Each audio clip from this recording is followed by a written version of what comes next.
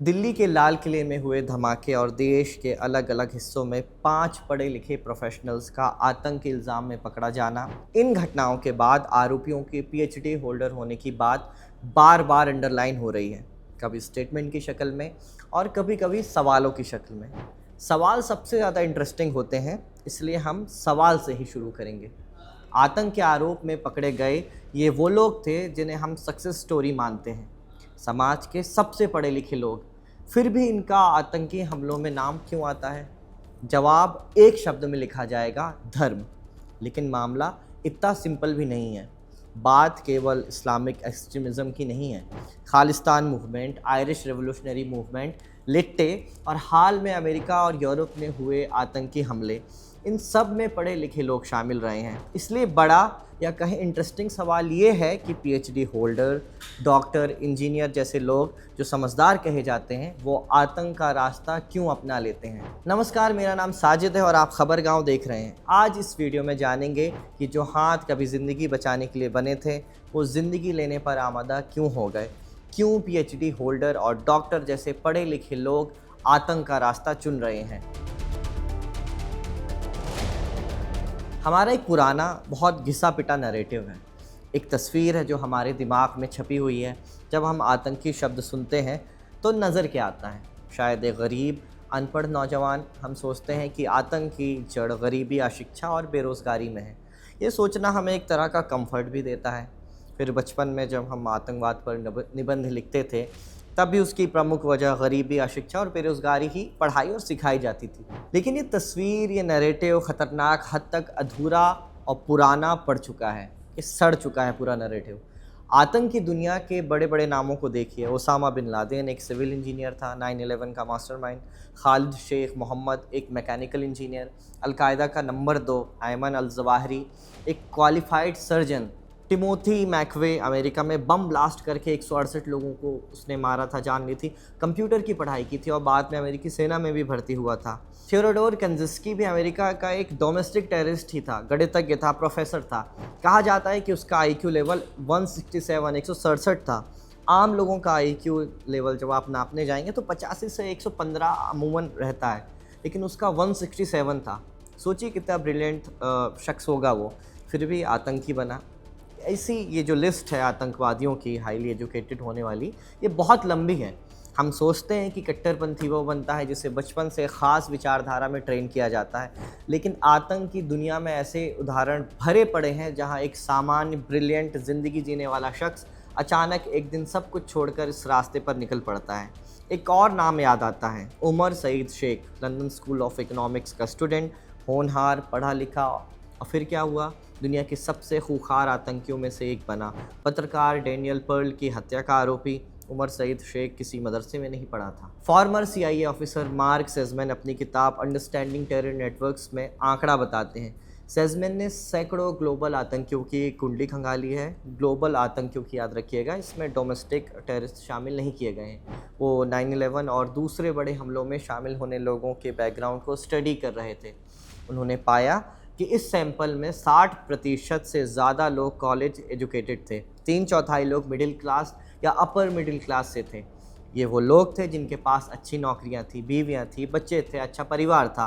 वे लोग जिनके पास खोने के लिए सब कुछ था। डियोगा गैम्बेटा और स्टीफन हरगॉट अपनी किताब इंजीनियर्स ऑफ जिहाद में ऐसा ही एक पैटर्न बताते हैं। उनके मुताबिक आतंकी ग्रुप्स में एक ख़ास प्रोफेशंस के लोगों की तादाद बाकी किसी भी प्रोफेशन से कहीं ज़्यादा होती थी। वो प्रोफेशन था इंजीनियरिंग।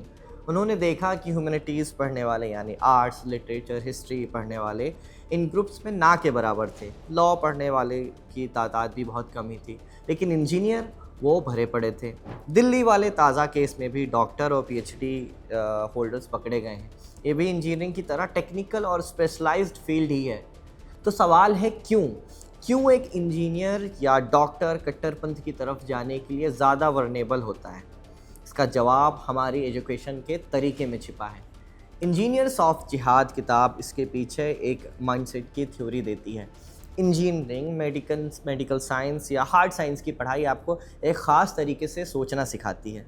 ये दुनिया को ब्लैक एंड वाइट में देखती है। यहाँ हर प्रॉब्लम का एक सही और तार्किक सॉल्यूशन होता है, जैसे 2 + 2 = 4। एक केमिकल फार्मूला है, एक बीमारी है तो उसकी एक सही दवा भी होगी, एक पुल बनाना है तो उसका एक सही डिज़ाइन है। लेकिन जब ये हाईली एजुकेटेड तार्किक लोग असली दुनिया की मेसी प्रॉब्लम्स को देखते हैं, जिसमें वो अन्याय या अपमान के तौर पर देखते हैं, तो उनका ब्लैक एंड वाइट वाला दिमाग काम करना बंद कर देता है। क्योंकि असली दुनिया की जो समस्याएं हैं वो ग्रे एरिया में होती हैं, उनका कोई एक सही जवाब होता नहीं है। जॉन हॉर्गन अपनी किताब टेररिस्ट माइंड्स में इसे नीड फॉर कॉग्निटिव क्लोजर कहते हैं, यानी उन्हें चीज़ों में क्लैरिटी चाहिए, उन्हें भटकाव पसंद नहीं है। और तभी एंट्री होती है एक रेडिकल आइडियोलॉजी की। ये आइडियोलॉजी, ये विचारधारा उन्हें वही क्लैरिटी देती है जिसकी उन्हें तलाश थी। ये आइडियोलॉजी कहती है कि दुनिया की सारी प्रॉब्लम्स ग्रे नहीं हैं, वो ब्लैक एंड वाइट ही हैं, उन्हें हटा दो सब ठीक हो जाएगा। ये सिंपल क्लियर कट सॉल्यूशन एक इंजीनियरिंग या डॉक्टर के तार्किक दिमाग को बहुत अपील करता है। और यहाँ हमारे एजुकेशन सिस्टम का सबसे बड़ा पैराडॉक्स सामने आता है। हमारी एजुकेशन सिस्टम हमें टूल देती है, एक स्किल देती है, वो हमें हाउ यानी कैसे करना है ये बात तो सिखाती है। एजुकेशन आपको एक शार्प चाकू थमा देती है, लेकिन हमारी एजुकेशन सिस्टम हमें वाई क्यों करना है ये नहीं सिखाती। इस चाकू से सर्जरी करनी है या किसी का गला काटना है, ये फैसला आपकी एजुकेशन नहीं करती, ये फैसला आपकी आइडियोलॉजी करती है, आपकी विचारधारा करती है। तकनीकी दिमाग, टेक्निकल दिमाग और रिजिड आइडियोलॉजी का ख़तरनाक कॉकटेल किसी एक ग्रुप का कॉपीराइट नहीं है। सच्चाई ये है कि पढ़े लिखे लोगों का कट्टरपंथी आइडियोलॉजी के लिए हथियार बन जाना ये एक फिनोमिना हर उस सिस्टम में फलता फूलता है जहाँ एक रिजिड आइडियोलॉजी पढ़े लिखे लोगों के दिमाग को हाईजैक कर लेती है। और इसके सबूत इतिहास में भरे पड़े हैं। हम सुसाइड बॉम्बिंग को अक्सर जिहादी आतंक से जोड़ देते हैं, लेकिन इस ख़तरनाक टैक्टिक को परफेक्ट करने वाले जिहादी नहीं थे। लिट्टे यानी liberation tigers of Tamil Eelam LTTE, Sri Lanka का एक तमिल अलगाववादी ग्रुप। इनका मकसद धार्मिक नहीं बल्कि एक अलग तमिल देश था, एक सेकुलर नेशनलिस्ट मूवमेंट। लेकिन उनका रास्ता रेडिकल था। लिट्टे के ब्लैक टाइगर्स दुनिया का सबसे खूंखार सुसाइड बॉम्बर दस्ता था, और इस दस्ते को चलाने वाले R&D विंग को संभालने वाले जो लोग थे वो अनपढ़ नहीं थे। लिट्टे के पास अपनी नेवी थी, अपनी एयरफोर्स के छोटे जहाज़ थे, उनके पास एक ग्लोबल प्रोक्योरमेंट नेटवर्क था। भारत के पूर्व प्रधानमंत्री राजीव गांधी की हत्या एक हाईटेक सुसाइड बेल्ट से ही की गई थी। ये सब करने के लिए टेक्निकल दिमाग चाहिए था, इंजीनियरिंग स्किल चाहिए थी। लिट्टे को ये स्किल्स मिली उनके पढ़े लिखे तमिल सपोर्टर्स से। उनकी आइडियोलॉजी राष्ट्रवादी थी, लेकिन वाइट स्कॉलर टेरर का पैटर्न वही था। थोड़ा और पीछे चलिए, Europe, Ireland, IRA, Irish Republican army. इसका झगड़ा धर्म का था, लेकिन एक अलग अंदाज में। कैथोलिक बनाम प्रोटेस्टेंट, मकसद था आज़ादी ब्रिटेन से। IRA के इंजीनियर्स को क्या थे, वो सिंपैथेटिक डॉक्टर, वकील और प्रोफेसर्स का एक पूरा नेटवर्क चलाते थे।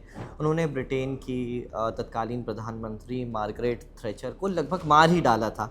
वो बम बनाने में माहिर थे, वो शहरी आतंक के मास्टरमाइंड थे, वो पढ़े लिखे थे, वो अपने कामों में बहुत स्किल थे, और वो अपनी स्किल का इस्तेमाल अपनी आइडियोलॉजी यानी विचारधारा के लिए कर रहे थे।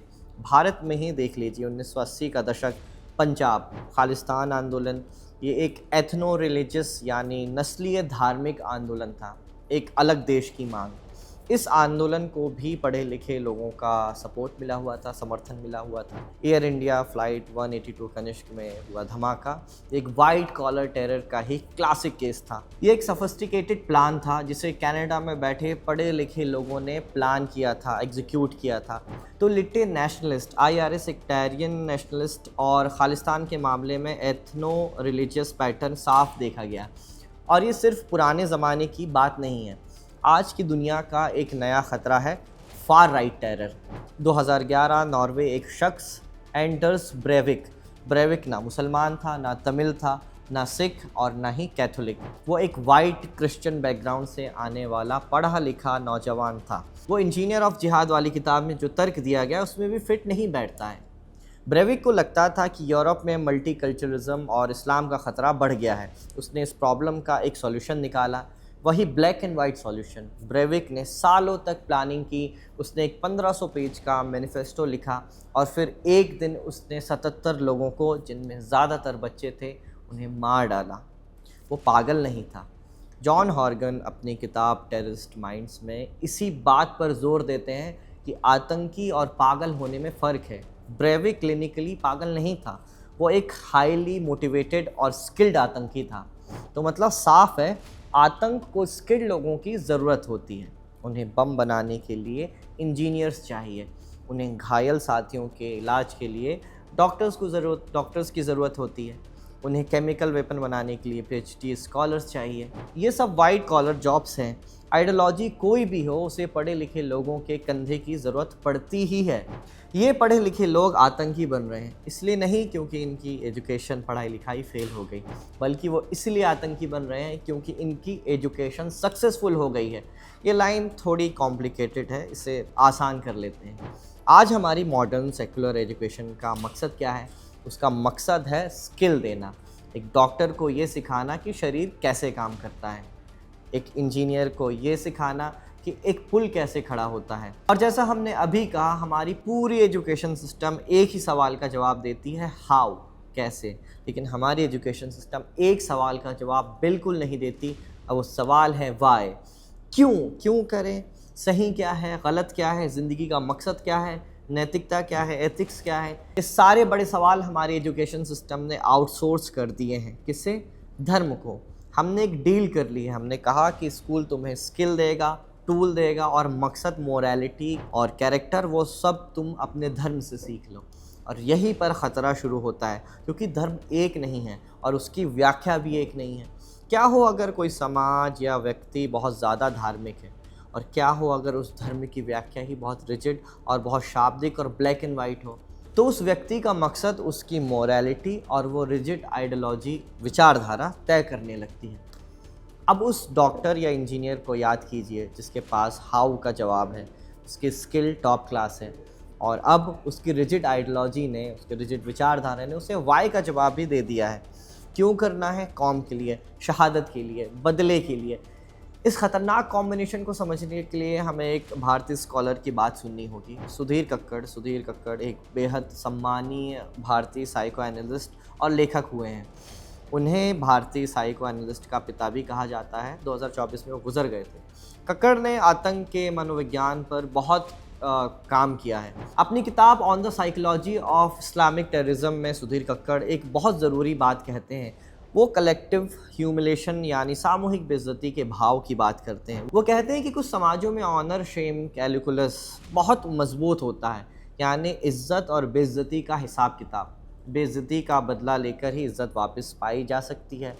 अब सोचिए, एक पढ़ा लिखा डॉक्टर, इंजीनियर या पीएचडी स्कॉलर वो देखता है कि दुनिया में कहीं उसकी कौम के साथ अन्याय हो रहा है, वो ह्यूमिलेटेड महसूस कर रहा है, बेइज्जती महसूस कर रहा है। उसकी आइडियोलॉजी उसे बताती है कि इस बेइज्जती का बदला लेना ही उसका असल मकसद है। इस पॉइंट पर उसकी एजुकेशन उसे रोकती नहीं है, उल्टा उसकी एजुकेशन उसे बदला लेने का बेहतर तरीका सिखाती है। एक अनपढ़ शख्स जो बेइज्जती महसूस करता है वो शायद पत्थर उठाएगा, लेकिन एक इंजीनियर जो बेइज्जती महसूस करता है वो एक सोफिस्टिकेटेड आईईडी डिज़ाइन करेगा। एक डॉक्टर जो बेइज्जती महसूस करता है वो एक बायो वेपन बनाना शुरू कर देगा। ये वो डेडली कॉम्बिनेशन है जिसकी हम बात कर रहे हैं, स्किल प्लस मकसद, हाउ प्लस वाई। 21वीं सदी की टेक्निकल एजुकेशन प्लस एक रिजिड आइडियोलॉजी। अब चलिए उस हाथी की बात करते हैं जो कमरे में कब से खड़ा है। लिट्टे, LTTE, IRA और फार राइट के एंडर्स ब्रेविक की बात की, और वो सब सच है। वाइट कॉलर टेरर हर रिजिड आइडियोलॉजी में मिलता है, लेकिन जब दिल्ली के रेड फोर्ट पर धमाका होता है, जब पेरिस में गोलियां चलती हैं, जब लंदन में बम फटता है, या जब न्यूयॉर्क में 2 टावर गिरा दिए जाते हैं, तो सुई LTTE या IRA पर नहीं घूमती, सुई एक ख़ास आइडियोलॉजी पर जाकर रुकती है। दिल्ली में पकड़े गए 5 डॉक्टर या PhD स्कॉलर भी किसी नेशनलिस्ट या फार राइट ग्रुप से जुड़े हुए नहीं थे। उनका लिंक इस्लामिस्ट आतंकी मॉड्यूल से था। तो इस बात को इग्नोर करना या इस पर डांस अराउंड करना तो बेईमानी होगी। आज की दुनिया में वाइट कॉलर टेरर का एक बहुत बड़ा, बहुत डोमिनेटेड हिस्सा इस्लामिक विचारधारा से ही आ रहा है। यहाँ हमें बहुत संभल कर चलना होगा। ये कहना कि मुस्लिम आतंकी होते हैं, ये बात न सिर्फ गलत है बल्कि बेवकूफ़ी भरी भी है। लेकिन ये बात कि इस्लाम के नाम पर एक ग्लोबल आतंक का नेटवर्क चल रहा है जिसे पढ़े लिखे लोग चला रहे हैं, ये बात भी इग्नोर नहीं की जा सकती। सवाल है क्यों इस्लाम के नाम पर चल रहे ग्रुप्स पढ़े लिखे डॉक्टर्स, इंजीनियर्स और PhDs स्कॉलर्स को अपनी तरफ खींचने में इतने कामयाब हो रहे हैं।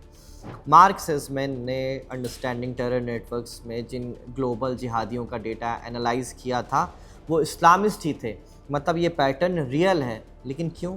दरअसल धर्म आपको एक मकसद देता है, एक कॉस्मिक मकसद। LTTE का मकसद ज़मीनी था, एक अलग देश। IRA का मकसद ज़मीनी था, आज़ादी। लेकिन इस्लामिस्ट आइडियोलॉजी का वादा ज़मीनी नहीं है। सुधीर कक्कड़ की किताब on the psychology of Islamist terrorism में एक बहुत ज़रूरी बात का जिक्र मिलता है। कक्कड़ 11वीं सदी के असासिन का एक उदाहरण देते हैं। असासिन एक रेडिकल मुस्लिम शिया सेक्ट था। वो हत्या को एक पवित्र काम मानते थे। कक्कड़ लिखते हैं कि असासिन को ये वादा किया गया था कि अगर वो इस काम में मारा गया तो उसे सीधा एक शानदार जन्नत में एंट्री मिल जाएगी। ये सेल्फ सेक्रीफाइस यानी बलिदान और शहादत का ईथॉस आज भी इस्लामिस्ट आतंकी मूवमेंट में ज़िंदा है। अब आप उस इंजीनियर या डॉक्टर के दिमाग से सोचिए, वो कलेक्टिव ह्यूमिलेशन यानी कौम की बेइज्जती से गुजर रहा है। उसका ब्लैक एंड वाइट वाला तार्किक दिमाग एक सॉल्यूशन मांग रहा है, और तभी एक आइडियोलॉजी उसे सिर्फ सॉल्यूशन ही नहीं देती, उसे जन्नत का टिकट भी ऑफ़र करती है। ये एक ऐसा कॉम्बिनेशन है जिसे डिफ़ीट करना बहुत मुश्किल है। एक पढ़ा लिखा दिमाग जो स्किल से लैस है और एक रिजिड आइडियोलॉजी जो उसे शहादत का वादा करती है। ये आइडियोलॉजी उस डॉक्टर से कहती है तुम अपनी स्किल का इस्तेमाल अल्लाह के काम के लिए करो, कौम की बेइज्जती का बदला लो। अगर तुम मारे गए तो तुम शहीद कहलाओगे। ये वो वाय है, ये वो मकसद है जो उसकी सेकुलर, मेडिकल या इंजीनियरिंग की पढ़ाई उसे कभी नहीं दे सकती थी। ये सुपीरियरिटी का भाव, ये पवित्र होने का भाव है। जब रिजिड धार्मिक मकसद टेक्निकल स्किल के साथ मिलता है तो वाइट कॉलर टेरर का सबसे डेडली रूप सामने आ जाता है। जबकि ये पढ़े लिखे लोग गुमराह नहीं हैं, ये हाईली मोटिवेटेड हैं, और यही बात इन्हें सबसे ज़्यादा ख़तरनाक बनाती है। तो दिल्ली में हुआ धमाका और उसके आसपास पढ़े लिखे प्रोफेशनल्स की गिरफ्तारी कोई अनोखी पहेली नहीं है, एक पैटर्न का हिस्सा है। वो इस बात का सबूत है कि एजुकेशन सिर्फ एक टूल है, एक औजार है। वो आपको एक शार्प चाकू देती है। अब आप उससे सर्जरी करेंगे या किसी का गला काटेंगे, ये फ़ैसला आपकी एजुकेशन नहीं, आपकी आइडियोलॉजी तय करेगी। और जब आइडियोलॉजी नफ़रत, बदला या कौम की बेइज्जती पर टिक जाती है और उसे शहादत और जन्नत का वादा मिल जाता है तो वाइट कॉलर टेरर पैदा होता है। ये कोई पढ़े लिखे बनाम अनपढ़ की लड़ाई नहीं है, ये उन लोगों की कहानी है जिनकी स्किल 21वीं सदी की है, लेकिन उन स्किल को चलाने वाला मकसद उन्हें कहीं और से मिल रहा है। आप इस बारे में क्या राय रखते हैं, हमें कमेंट कर ज़रूर बताएं। इस स्क्रिप्ट को तैयार करने में मदद की थी हमारे साथी कमल ने, और रिकॉर्ड की थी इस वीडियो को हमारे साथी आनंद ने। मेरा नाम है साजिद, देखते रहिए खबर गाँव।